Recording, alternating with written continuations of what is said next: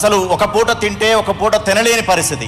ఆ పరిస్థితి నుంచి 10 పాడి గేదెలు సమకూర్చుకొని నెలకి 30,000 నుంచి 40,000 ఆదాయం చేయటమే కాకుండా సమకూర్చుకోవడమే కాకుండా 2 ఎకరాల భూమిని కొన్నటువంటి పరిస్థితి వారిది. ట్రాక్టర్ కొనుగోలు చేసింది, 2 ఎకరాలు కొనుగోలు చేసింది.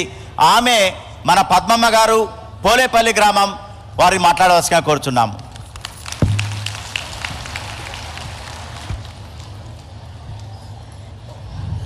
మన ముఖ్యమంత్రి రేవంత్ రెడ్డి గారు, మన ఎమ్మెల్యే రేవంత్ రెడ్డి గారికి, మన మహిళా సంఘాలకు, మన పోలీసులకు అందరికీ నా మనస్ఫూర్తిగా ధన్యవాదాలుగా చెప్తున్నాను. మేము సంఘంలో లేనప్పుడు ఒకలాగా ఉన్నాము, సంఘంలో ఉన్నప్పుడు ఒకలాగా ఉన్నాము. మాకు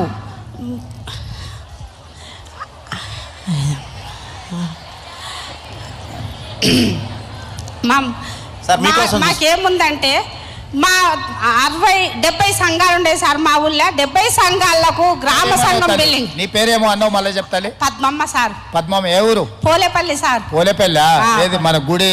అవును సార్. అవునా? సరే సార్. నరసింహ ఉన్నాడా మీ ఊర్లో? ఉన్నాడు సార్. ఉన్నాడా? ఉన్నాడు. మన ముఖ్యమంత్రి మన కోసము ఎంత పోరాడుకుంటా ఈ రోజు మన అందరుని తోలుకొని విమానంలో వచ్చిందంటే మన అక్కజల్లండ్రు ఈడ కోగిలా ఉండరు, ఎదురు చూస్తున్నారని పేరున మనల్ని తలుసుకుంటూ వచ్చిండు మన ముఖ్యమంత్రి. అంటే మన అన్న, మన సీరియల్ ఇన్ఫామ్ చూడు, మన అన్నకు ర్యాకెట్లు కడితే సారోళ్ళందరినీ పోలేపల్లి జాతరకు విలువ. సారోళ్ళందరినీ మన జాతర ఎట్లా జరుగుతుందో చూసిపోతారు. పిలుస్తాం సార్. ర్యాకెట్లో పుణ్యానికి ర్యాకెట్ కడితే మనం ప్రసాద్ సార్ ఉన్నాడు కదా సార్, అమ్మమ్మూరు పోలేపల్లి మన స్పీకర్ సార్, మాకందరికి మైకులు ఇచ్చేది ఈసారి.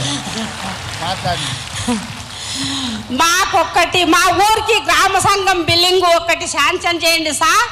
మాకు చాలా ఇబ్బంది ఉంది, జాతర ఉంది కాబట్టి మాకు పెట్టుకునికే బిల్డింగ్ లేదు సార్. కదా ఒకటి సాయం చేస్తే సిఎస్ గారు సార్ రాసుకోండి అమ్మా.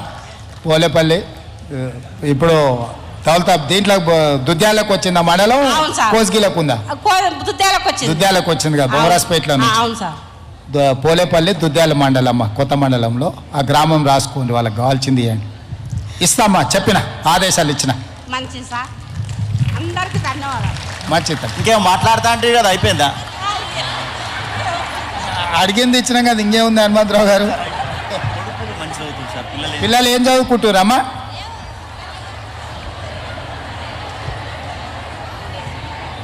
ఎంతమంది కొడుకులు, పిల్లలు ఎంతమంది మొత్తం?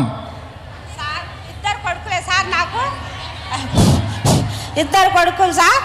ఒక కొడుకు, పెద్ద కొడుకు ఇంజనీర్ సార్, చిన్న కొడుకేమో డాక్టర్గా చదువుతున్నాడు హైదరాబాద్లో లోకల్ హాస్పిటల్లో సార్. నాకు బిడ్డలు లేకపోతే మా తమ్ముని బిడ్డలు తీసుకుంటే డెంగ్యూ జ్వరం వచ్చింది 11 సంవత్సరాల కింద. నీవు ఎమ్మెల్యే ఉండవు సార్, నేను బొమ్మరాజ్పేట మండల సభకి ప్రజెంట్ నుండా. నా నీతోనికి పుర్రపెంట పని, పోలేపల్లి పుర్రపెంట పని తోలుకొని వస్తే నాకు ఛాయ రాపి గాంధీ హాస్పిటల్కి నీవు ఒక ఫోన్ చేస్తే 20 దినాలు ఉండాలంటే రేపు వరకు నా బిడ్డను తోలిచ్చిండ్రు. నా బిడ్డను తోలుకొని నేను పోలేపల్లికి వస్తే నీవు రేవంత్ రెడ్డితో ఫోన్ చేపిస్తే మేము చూడాలి అమ్మ, నీవేం చూస్తే ఏం కానీ చదువుకున్నాం దానవు. రేవంత్ రెడ్డి ఫోన్ చేసిండమ్మా అంటే నేనేమనలేను సార్. మీరు నీ వల్ల నా బిడ్డ బతికింది సార్, నడుపుకున్న పిల్ల. ఓకే సార్, సంతోషం. నా బిడ్డకి 2 కొడుకులు సార్. అవునా? అవును సార్. దత్తు తీసుకున్నావు? అవును సార్. మంచిగా ఎంచుకో, మంచిగా చదివి. సరే. ఏం చదువుతుంది బిడ్డ? బిడ్డ 12 అయిపోయింది సార్. 12 అయిపోయిందా? మంచిగా చదివి. ఓ కొడుకు ఇంజనీర్, ఓ కొడుకు డాక్టర్. సార్. మరి ఏమైనా చదివిద్దామని IAS చెప్పి మంచిగా చదివించి చేపిస్తా సార్. మంచిదమ్మా, మంచిది, సంతోషం.